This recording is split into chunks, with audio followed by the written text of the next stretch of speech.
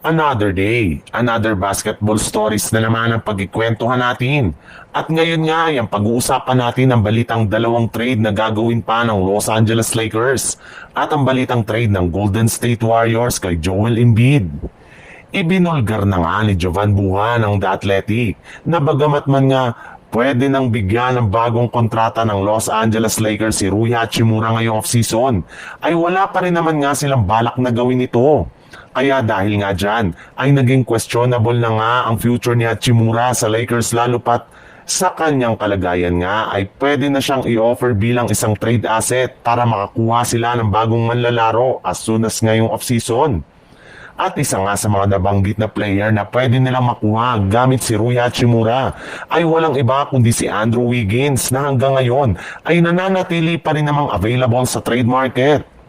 Bukod rin nga kay Wiggins ay pwede rin naman nga nila makuha si Robert Williams III sa isa pang trade. Sa ganyang paraan nga ay magkakaroon ng Lakers ng mas malakas na lineup na bubuuhin ni Luka Doncic, Marcus Smart, Andrew Wiggins, LeBron James, DeAndre Ayton, Austin Reeves, Gabe Vincent, Jake LaRavia, Odo Otero at si Robert Williams III.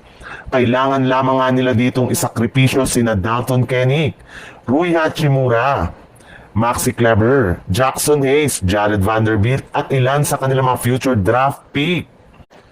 Sa ibang balita naman, usap-usapan na nga sa social media ang inilabas na balita ng isang NBA insider mula sa Philadelphia 76ers na si Kit Pompey na malapit na nga daw magretiro si Joel Embiid. Personal na nga daw nakita ang kalagayan ni Embiid at hindi nga siya makapaniwala na kinakaya pa rin ito na maglakad at maglaro sa NBA. Sa madaling salita, habang tumatagal nga ay mas lalong lumalala ang kalagayan ng superstar ng 76ers sa dami ng kanyang mga tinatamong injury.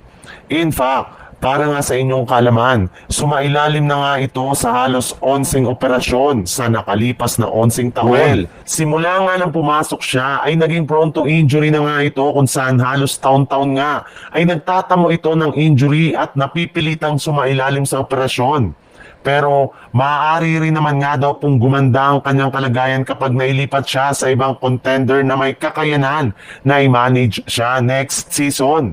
At mismong team ngang ito ay ang Golden State Warriors na isa sa mga naibalitang kupunan na may kakayanan na kunin si Embiid mula sa Philadelphia 76ers sa pamamagitan ng isang trade gamit ang kanilang mga player na sina Jonathan Kuminga, Tracy Jackson Davis, Buddy Hield at dalawang future first round picks.